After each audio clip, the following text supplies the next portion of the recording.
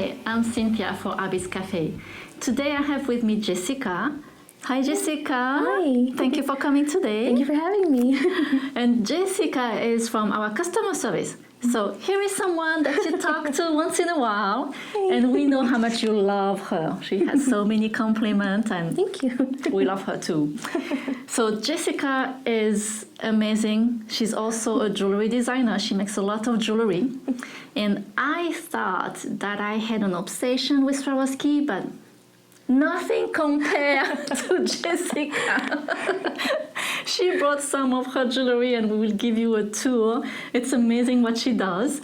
I love her design, but I thought, hey, at the beginning, let's do something with Swarovski pearls and leather. Oh, fun. Okay. Because leather is pretty popular, and I would like to share this project with you. Okay, sounds fun. Are you ready? Yeah. Okay, so let's do this. So we're gonna do this very pretty necklace here that have some Swarovski pearl hanging on pieces of leather. It's very easy to do, and I did some here already. So we have the piece of leather, it's about 0.5 millimeters, and I don't really think about the size, how long I want. I just cut one, and then maybe I cut another one that is shorter, and then I cut another one that is maybe longer. Okay. So we have already some prepared here, and we have a little pearl, but sometimes it's really hard to slide the piece of leather in, and so we need to use a bead rimmer. Oh, okay. Okay. Have you ever used one? No. Okay. No, I've never used one. Great. Let me show you. So this is a bead rimmer. So grab yours, All right. and in the back of here, yes, in here, you just unscrew it, Oh, and you okay. have different heads, and you're gonna grab the smaller one. Oh, this is nifty. Yeah, you didn't know what was in there, right? Oh, this is really cool. And then on the other side, so you do the same, you unscrew, and it's gonna open, yes. So you open in here, in the front, yes, and you slide the head in there, okay. and you screw back. There we go. Is that easy? Yeah, that's so easy. So then with your pearl, you just go inside, hold the pearl here, and you can just twist, and that will make the hole much bigger. And it will be easier then to slide the piece of leather. So let's do that. So I have my beads here. And well, first on this here, I use some bead cap. Okay. So if you want to add a bead cap before your pearl, that's fine. And I think I'm gonna do that.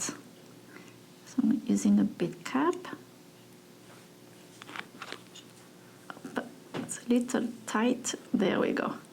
And then the pearl, like that. And I go in the bottom, and what do? Just a knot. So which pearl are you choosing, Jessica? I think I'm gonna go with the gray. Okay. And it's very, very cute color, very pretty. Yes, and it's part of our blend. This is what is so great with the blend. You can choose different colors, so you can go ahead. And then if you want, you can cut here the little piece, like that. Let's try a little bead cap. Yeah, they're so cute with the bead caps. I love that too. And then I'm going to use the creep end. And since they're really small, I'm going to do on the piece of leather that we'll use as the necklace to show you a little better. So you have the creep, and like that, you just put your pieces of leather. And you have to make sure that you don't bring the leather too much inside the loop, because you need to put a jump ring in there. So I'm just gonna make sure that just go out like that. I know it's inside, I can see it inside. And the only thing you do is just crimp. So you crimp on one side like that, turn it, and crimp on the other side. And that's it. That is so simple. Yes. So I'm gonna do that on the pearl. How are you doing there? Slow starter, but That's fine. So for how long have you been making jewelry, Jessica? a few years. I started maybe 4 years ago. Okay. Very, very slowly, just stringing mostly. Yes. And then when I first started working here, I didn't even know what like a crimp tube was. Okay. And so, you'd hear things like crimp tubes and toggles, and I learned so much just from, fulfillment. I Being used to work here. on the floor. And, Right. you get to know all the product, and, you'd see something and it was amazing and just be like, I need to make something with this. Right. And so I kind of slowly started learning. I got a lot of help from, the learning center. Good. So yeah, it's really been something of a learning experience. So you pretty much learned that yourself. Yeah. Oh, that's Yeah. good. That's good. And why Swarovski? You have a fascination with I Swarovski. love Swarovski, maybe a little bit too much. No, it's not too much. Never too much. Never. But there's just so much, to choose from. Right. And it's just a great selection, amazing colors. I mean, Yes. just some of the effects are amazing. It's just astounding what they can do. But I don't know. I first really fell in love with bicones. Okay. Because they catch the light so much. Yes, They're that's true. so sparkly, and you can use them in almost anything, any design. If you want something that's going to catch the light and catch the eye, then that's probably going to be your go-to route. That and the faceted rounds. I use a lot of those too. Right. Does someone else in your family make jewelry with you, or you just by yourself? Well, my mom, she dabbles a bit too. Okay. But surprisingly, my dad actually has a really good eye for color and placement. So I'll go to both of them and just be like, what do you think of this? And how do you think this is going to look with this? And Right. they'll say, yeah, that looks really good. Or they'll tell me honestly, like, do you really want to go that route? It's like, maybe not, if I'm unsure. And usually that's, my best go-to is if I'm not sure about something, like a color or a design, I'll tweak it until it's something that I like go, oh yeah, this is perfect. Right. So it's something that you just kind of learn as you go. Yeah. That's a good tip. What you're more comfortable with, and then you branch out. You learn to branch out, and it like go with more That's colors good. than you thought you would. Okay, I'm having a trouble with that last pearl, so I'm just gonna go and show the rest of the necklace. So I have my 4 pearls here, and the only thing that I did is choosing some spacers. So let me choose those, and I'm gonna start with 3 spacers like that, and then let's see, I'm thinking this one is the longest, so I'm gonna put the longest one first. 3 more spacers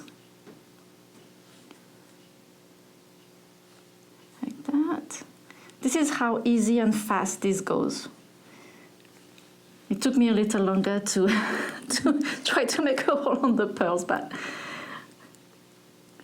it's just the longest part. After it goes much faster. So I'm just adding more spacers here, and then the last pearl. And I want to end again with spacers. I love mixing pearls and leather. Oh yeah. I think it's such a great combination together. So here is my necklace, like that. Like that. And then at the end, the only thing you have to do is to put the other crimp end here, and then your clasp with some jump ring. And That that's is so simple, and it's so pretty.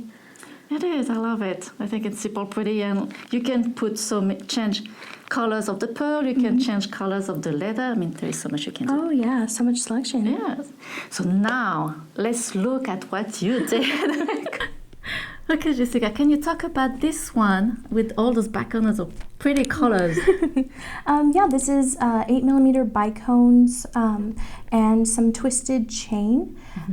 The trick for this one is to only remove the center ring. It's made up of 3 rings that connect the little twisted link here, Okay. so that you have nicer movement.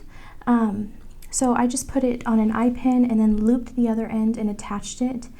This chain is amazing. It catches the light along with the bicone, so it's super sparkly.